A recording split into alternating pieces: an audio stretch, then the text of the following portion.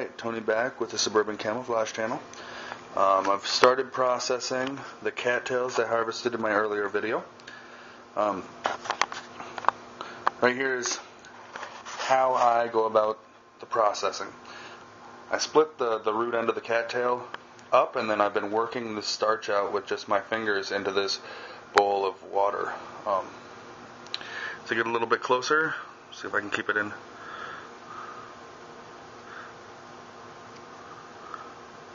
This white material, it's slick. That's the starchy material you're looking for. As you can see in the bowl, I've already worked quite a bit of starch out of this one piece. Oop, I'm in the shadows. And there's also some fibers in there. I'll pick through those when I'm done, but I'm only going to be doing this one root. And I've actually got a good little bit. I mean, probably 2-3 tablespoons in there of starch so far, and I've only got a little bit of the root broken down. So I'm going to continue doing that and then show you that once I've broken it down and strained some of the fibers out of there. Alright, as you can see, I've worked all the starch out of this root end here, where it used to be white and kind of flaky. Now it's just the fibers remaining. And you can see in the bowl, though there are a few little strands of the fibers in there, that I'll pick out as it dries, but you can see there's like a thin slurry, and that's all the starches I've worked out of this root end. And now I'm going to go about drying them. Alright, as we're waiting for the flour to dry, I'm going to go ahead and start processing this the cattail seed head. As you can see, the fluff, it's fairly dry. What you're looking for here, especially in any kindling, is surface area. See how that fluff just comes apart? Kind of fluff it up, make a little bit of a nest.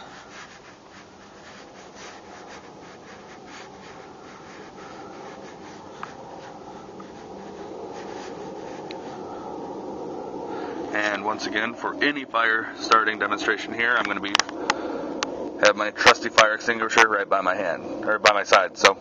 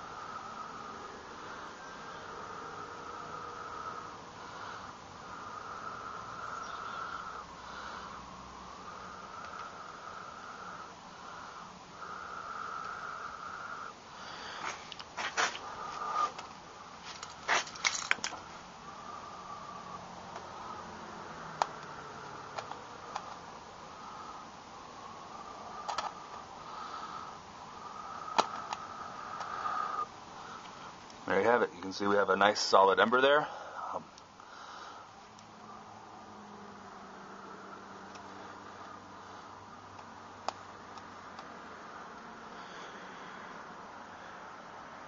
Starting a fire with cattail fluff. I think it was actually a little bit damper than I had anticipated originally, but this frost has kind of saturated everything, so oop, lost it there.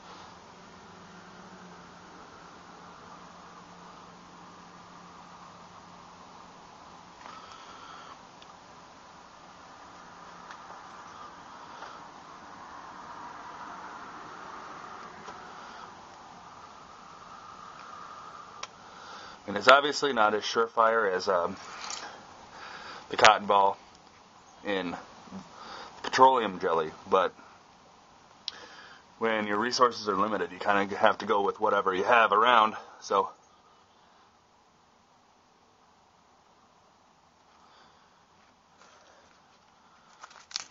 take some of this leaf litter here so I can get some actual flame action going on.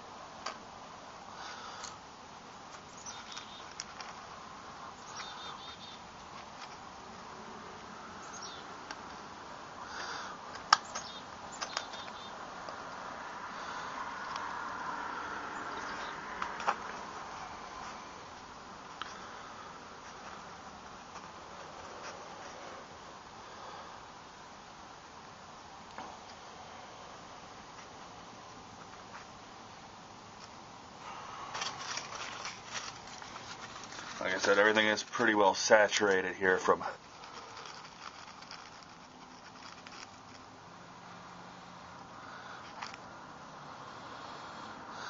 the frost.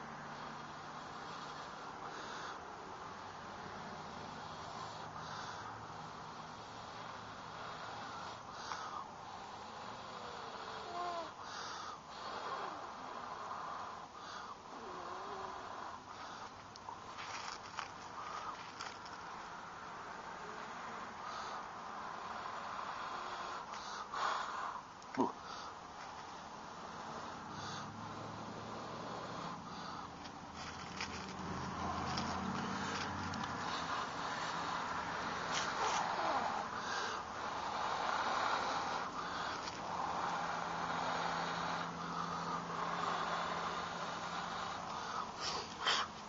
Get cattail fluff in my nose.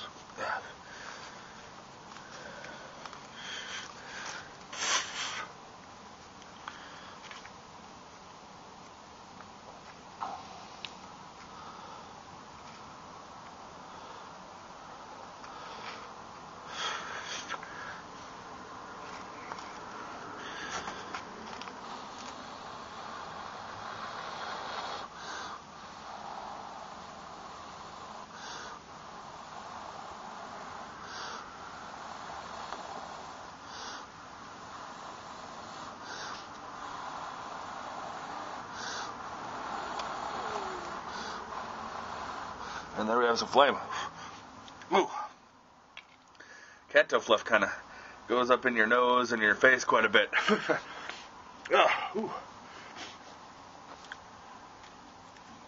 Man, it's in my eyes and everything. Ha. All right.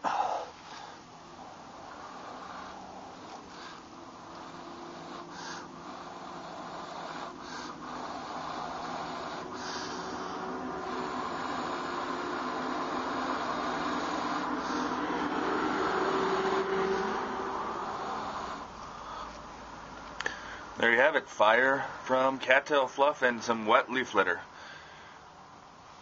Let's go ahead and go check on our slurry. Alright, I'm back.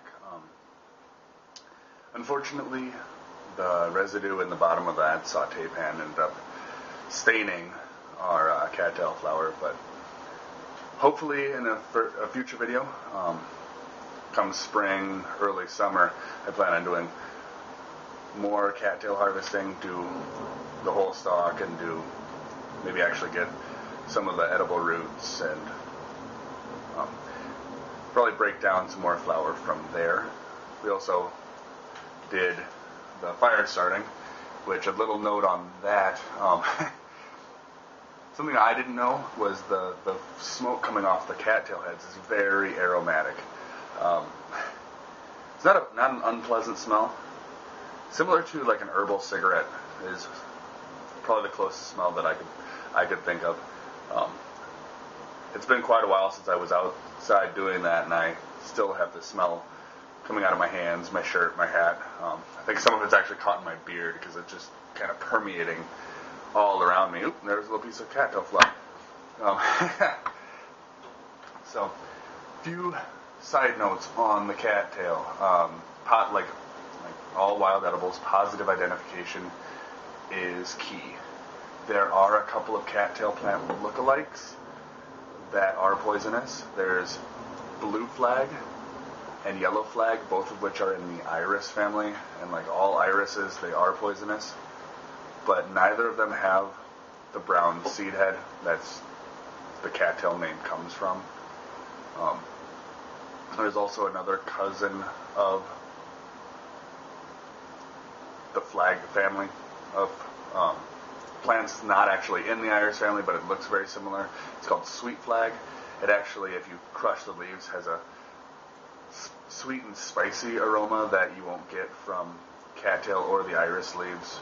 So that's a way to identify the sweet flag, which will actually grow in the same areas as cattails. Personally, I just make sure I find a stalk with the brown seed head on it, and that's the best way to positively identify cattails. Everyone should know, and wow, I'm getting blacked out by the sun. So anyway, thanks for watching. This is Tony from Suburban Camouflage. Thank you.